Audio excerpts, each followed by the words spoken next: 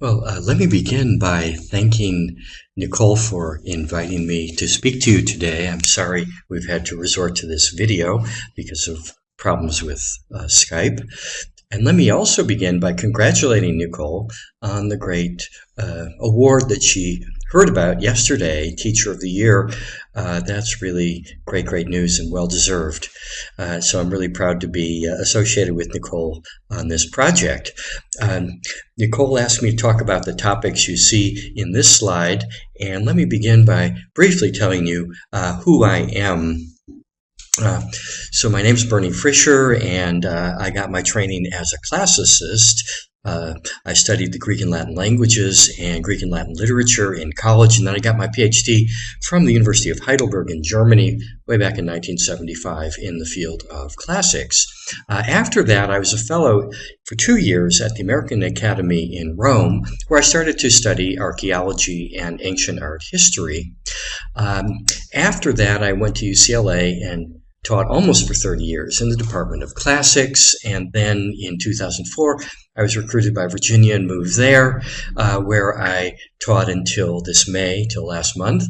So I was there altogether 9 years, and now, starting in August, I'll be moving over to Indiana University, and I'll actually be going into a new field. As far as my title goes, I'll become a professor of informatics, or the application of computing to a certain field, and in my case, that field is archaeology. It's actually something I've been doing for the last 20 years, but now sort of my hobby is becoming my day job as I transition into an official School of Informatics, which I'm really looking forward to. For the last few years at Virginia, and I'm going to continue doing this at Indiana, I've been director of the Virtual World Heritage Laboratory. And what's that about? Well, that's about using the new 3D technologies that have developed in recent years for the benefit of teaching and researching the humanities, ancient literature, modern literature, art history, archaeology, cities, urban history, and so on. All of these things study objects which are 3D objects in the real world, and the technologies that have developed for 3D data capture and representation and restoration can really be useful to us as humanists, and that's what our lab is dedicated to exploring, the way in which these new technologies can actually help us out in practice. So we work from the scale of a small object like a statue, which you see in this slide. This is a statue actually from Hadrian's villa, the statue of Niobe protecting her youngest daughter, whom the gods Apollo and Artemis are trying to kill because Niobe insulted their mother, the goddess Leto. So we work from this small scale of a vase or a piece of furniture or a statue to the scale of an entire environment. And here you can see the Niobe statue set into its larger environment of a nymphaeum at Hadrian's villa. So you see all the water features. And there were 15 other statues in the group of statues showing the myth of Niobe and her children, her poor children, all being killed. And here you can see an arrow in the back of one of the boys by the gods Artemis and Apollo, because Niobe had foolishly insulted their mother. We not only make pretty pictures based upon 3D reconstructions, but we make real-time models, which we can run in game engines, and we make video renderings. And here you can see a video rendering of this nymphaeum of the Niobids and their mother Niobe at Hadrian's villa. Now, if I showed you a picture of the way this looked today, it's completely in ruins. The statues aren't there at all. We only have fragments of 5 of them.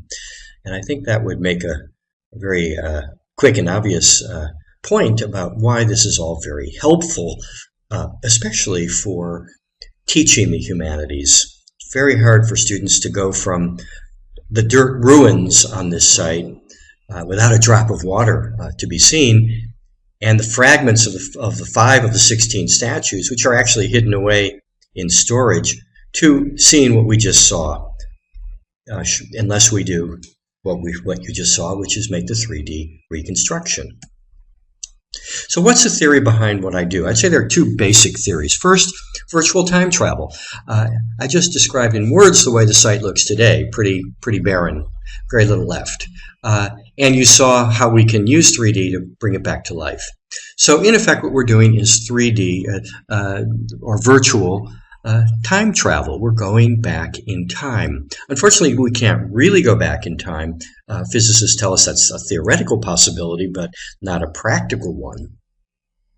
So 3D technologies can take us there, at least virtually. And why is that effective? Well, we know that all animals, from the simplest animals up to us, have an organ called the hippocampus in their nervous system. We have it deep down in our brain. Now, the key thing about an animal is that it's capable of locomotion, unlike a plant. It can move. And not surprisingly, the hippocampus is the place that processes spatial data that helps us to move, but it also processes long-term memory. And this intimate connection between motion and memory is, I think, very natural. Think of an animal that didn't have memory associated with its movements. It might fall off a cliff or go into an area where a known predator lives. It might avoid good areas to go where there might be food or shelter. And an animal like that couldn't simultaneously combine spatial information with memory would probably not live very long, and certainly not live long to reproduce with any great abundance. So it's not surprising that the hippocampus, this primitive organ deep in the brain, combines these two functionalities. And so one of my educational theories is, let's try to stimulate the hippocampus. That will result in long-term memory, but we want it to be long-term memory about these long-vanished places of the past that we want our students to learn about, be it the Roman Forum or the Acropolis in Athens or the Temple Mount in Jerusalem, Machu Picchu, sites all over the world that, if they even exist, the Temple Mount, of course, exists geologically, but the temple isn't there at all, exist in ruins. So even if we could go there, it wouldn't really serve the educational purpose that we're aiming at of giving our students an insight into the life that went on in these places. We're not just interested in the random ruins that happen to survive the vagaries of time. We want our students to understand the societies and the people and the thought and the culture that played out in these spaces. So we must reconstruct these spaces, and not only the spaces, but as you'll see, even the people inhabiting them. Well, we can't really do time travel, so we have to do the next best thing, and that's use 3D technology to recreate those past spaces. We use the same technologies that an architect might use today to develop a project for the future. Building a block, part of a city, or an entire settlement. We can take that very same software and turn it sort of backwards and reconstruct the way the world looked at a certain place at a certain time. And that's what we do in our lab. And that's one of my theories then, virtual time travel. The other is learn by doing. So we don't simply want to go on a trip to the past. Probably a lot of you have taken guided tours. And, you can learn a lot from a guided tour, but I think you tend to forget a lot very quickly of what you've learned because you're passive. You're following a guide around. You're following the woman or the man with the umbrella. And you may not always be able to hear what he or she is saying to you. And how long does it stick in your memory when you just passively follow a guide? May not be a bad thing, may be a useful initial orientation. But if you really want to activate the hippocampus and generate some long-term memories, there's no better way, and there's really no alternative to active participation in the space that you're visiting. So instead of being a passive sort of tourist, you have to be an active adventurer. You have to set off with a mission. You have to discover things. You have to use your wits. You have to use your whole body.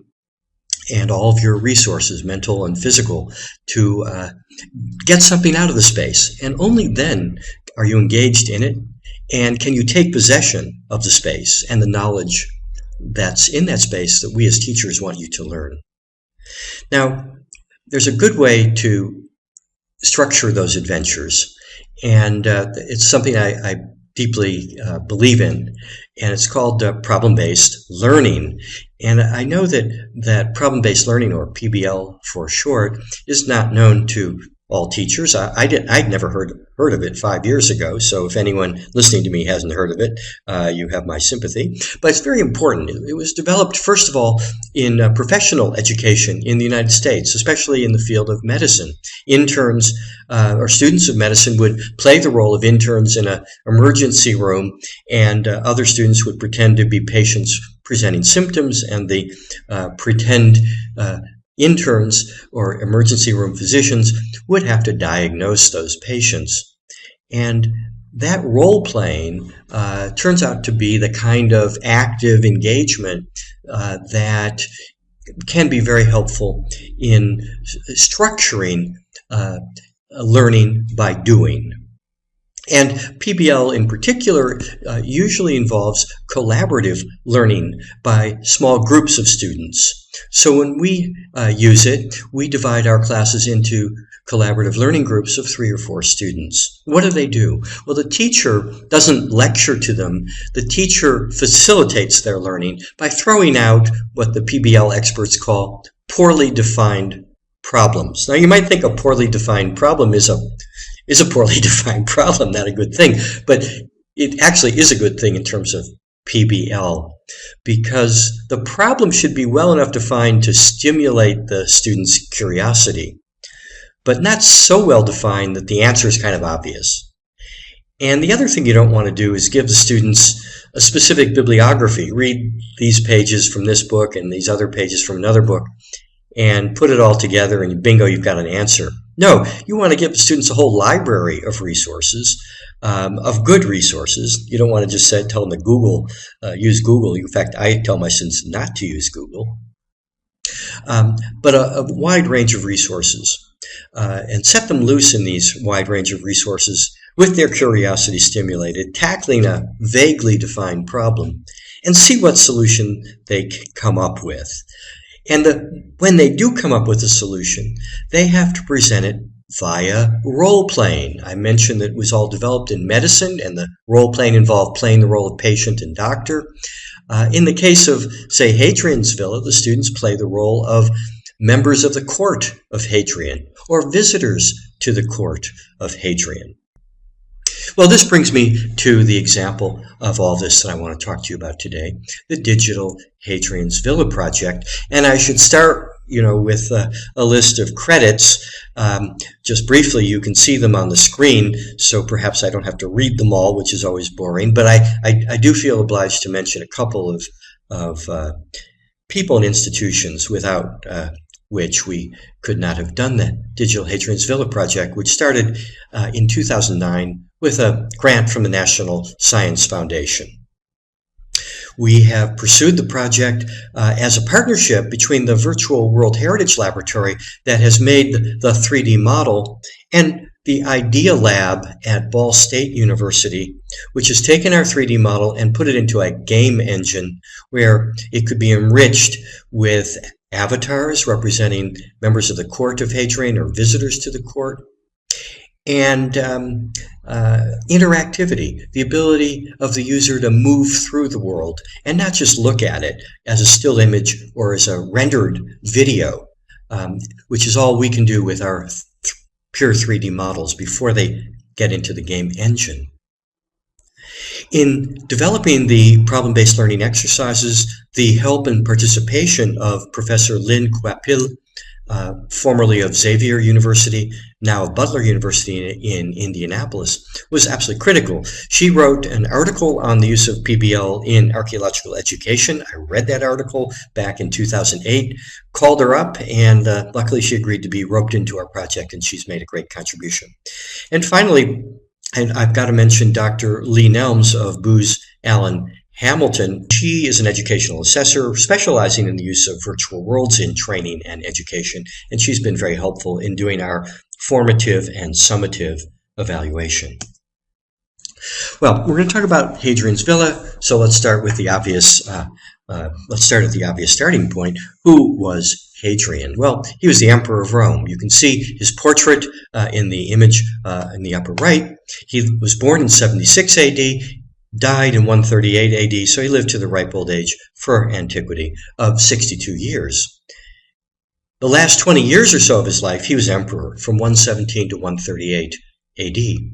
And his reign was the beginning of what the great historian Edward Gibbon called the happiest age of mankind. This was a period in the 2nd century AD, the High Roman Empire, we call it, when there was peace and prosperity.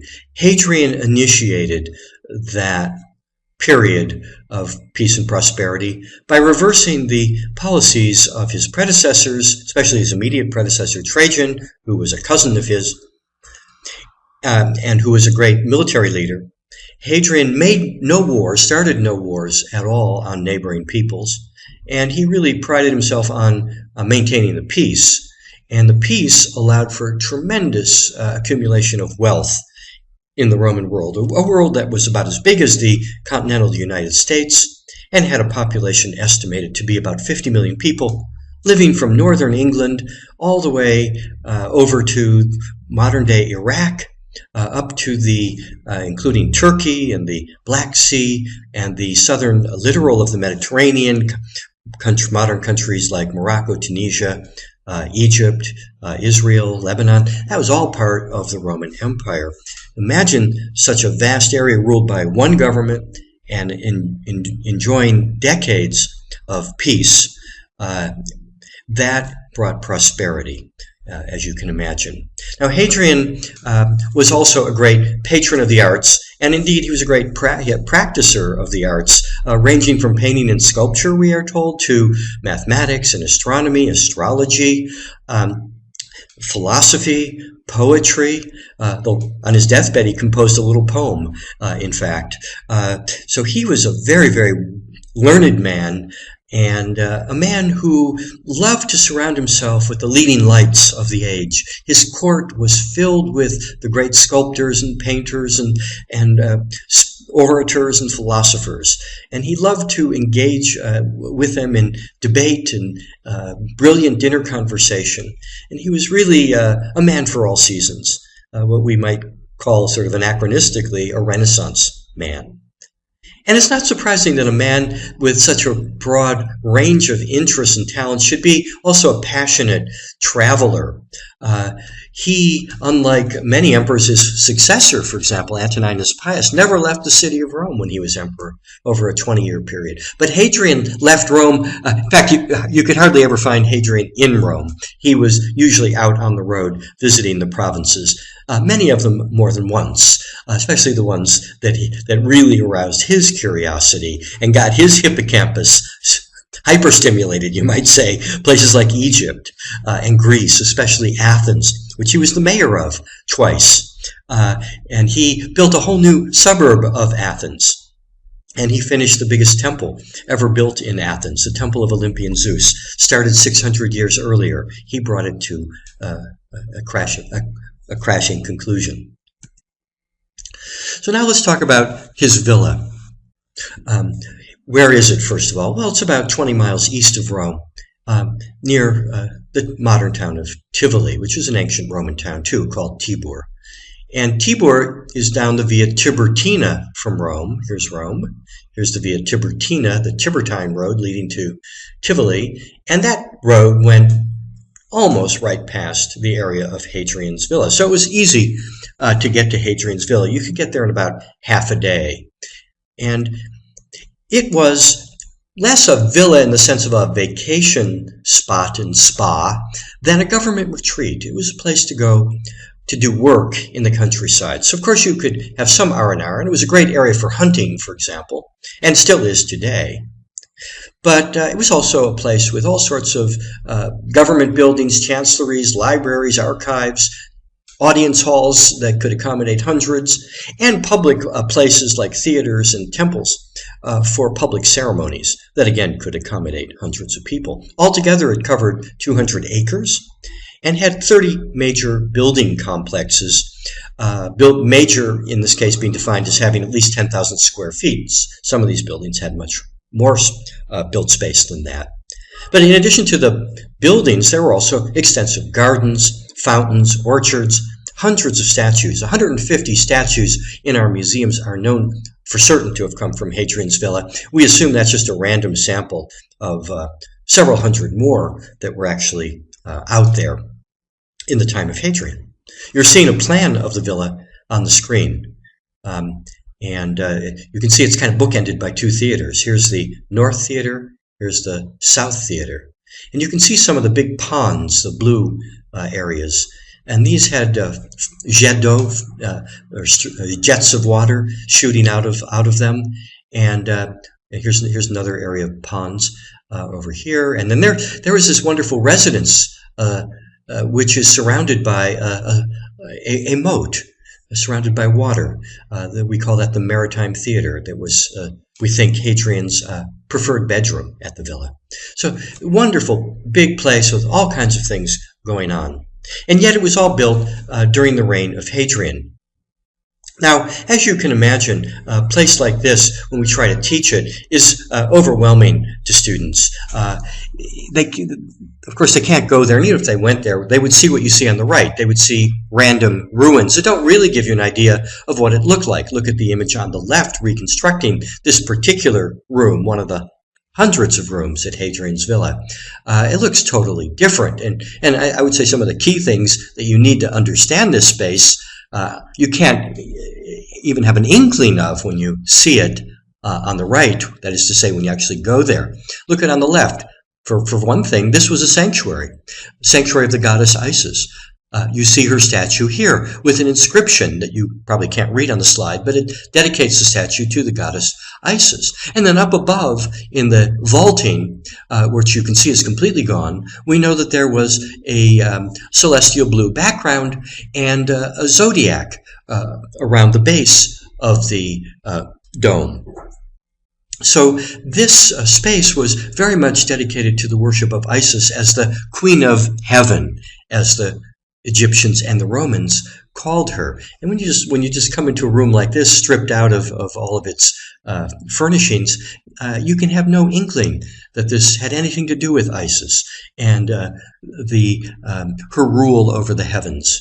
So multiply that by the hundreds and hundreds of other rooms and open areas at the villa where something was going on that you cannot infer from the remains you see on the site today. Add to that the fact that American students can't go to the site today. It's impractical, too expensive. And you start to sense we have a siren going on the street of Rome here outside my window. Sorry if you can hear that, but let me return to my point. You can get an inkling of the difficulty we have as teachers of Roman archaeology in communicating the beauty and complexity and ingenuity of the design of Hadrian's villa to our students today in America. So the solution is, putting this all together, theory and practice, is to make it possible for our students to take a trip to the past through virtual time travel, to stimulate their hippocampus, their curiosity, and thereby, we hope, to end up with some long-term learning. And all the indications that we have so far from Lee Nelms's formative and especially her recently finished summative report suggest to us that this is exactly what happened to the hundreds of students who've taken courses from me. Actually, I take that back. It's not yet hundreds. It's dozens of students who have studied with me and Professor Quapill so far, using our virtual villa that runs in a game engine that you're seeing today, and using our related website that provides documentation, such as you see on the right, of the way the site looks today. Well, I've been asked to end by just mentioning briefly what's next, or what we hope is next, and that's to take our model of the entire city of ancient Rome and do the same thing with that we did with our 3D model of Hadrian's Villa, namely put it into a game engine so it can be used interactively as a resource for virtual time travel for our students of ancient Roman history and civilization on the K-12 to K-16 levels. This is going to take a lot of money. The city of Rome covered 25 square kilometers and had 10,000 buildings, not 30. We made the model already for several $1 million over a 20-year period. You can see a bird's eye view of it right now on the screen. Putting it into Unity will be a major undertaking, will perhaps take $500,000 to $1 million. We are all set to go. We've got the team together. The Idea Lab is very willing and eager to help us. We can recycle some of the avatars and other assets that we generated for the Hadrian's Villa project. So there'll be a lot of savings, and we can certainly apply what we learned about problem-based learning and the exercises, the lesson plans for Hadrian's Villa. We certainly can take advantage of what we learned there and apply it to Rome. We just hope that we get the opportunity to do so. We're always looking around for sponsors or possibly commercial partners to do this. If you know of anyone, please let me know. And in the meantime, I'll just leave it there. That's still my dream, the dream that was motivating me when I started down this road in the early 1990s, and I hope to get to the end of the road with the realization of the dream before I stop and retire. Thank you very much.